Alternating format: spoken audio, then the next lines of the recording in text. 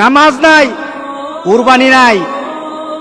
যেই ব্যক্তি নামাজ পড়ে না, যেই ব্যক্তি নামাজ পড়ে না, কুরবানি তার কোনো সফলতা আনবে না, কুরবানি তার জন্য সফলতা বয়ে আনবে না।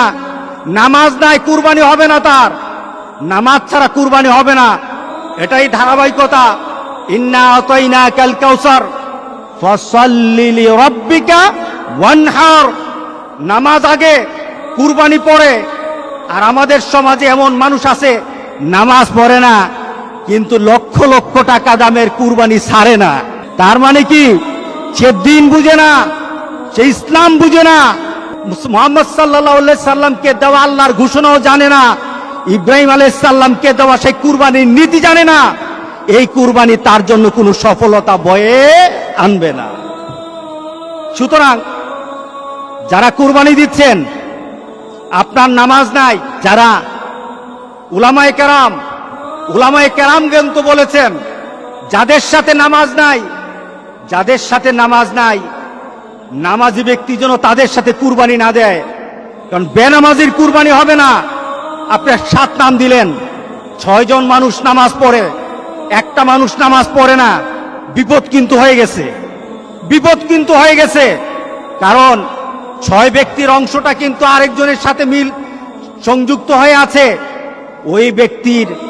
ওই ব্যক্তির বেনামাজি হওয়ার কারণে উলামায়ে কেরামের মতামত, সব উলামায়ে কেরামের মতামত, নামাজ যার থাকে না কুরবানি তার হয় না।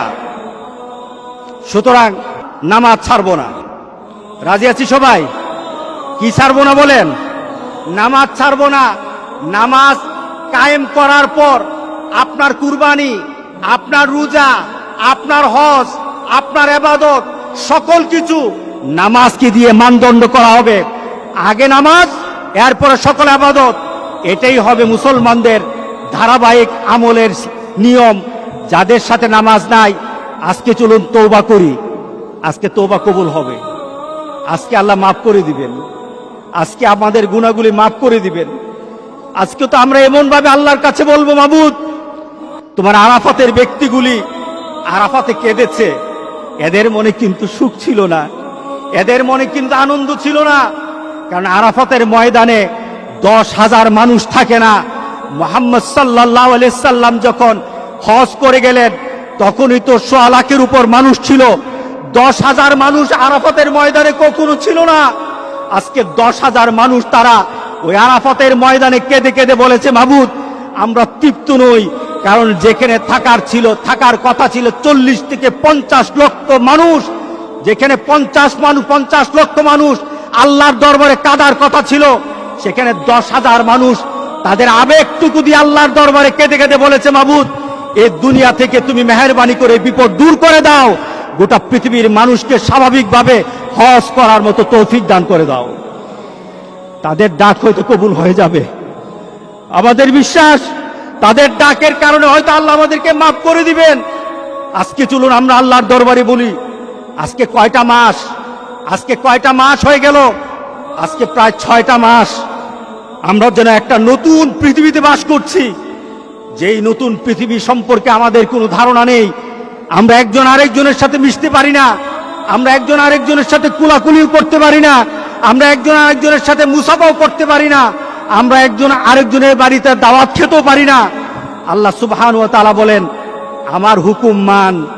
মুসাকে যেভাবে আমি বিপদ থেকে বাঁচিয়ে দিয়েছি, ইব্রাহিম আলাইহিস সালামকে আমার কথা মানার পর যেমন কুরবানি সন্তানকে না দিয়ে আমি দুম্বা দিয়ে কুরবানি করার ব্যবস্থা করে দিয়েছি, আমার কথা মানো, আমি ঠিক তোমাদেরকে ওইভাবে একটা মর্যাদার শিখরে দিয়ে দেব ইনশাআল্লাহ।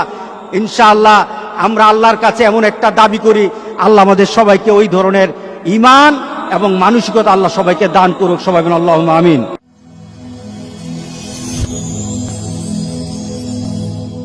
Rose TV 24.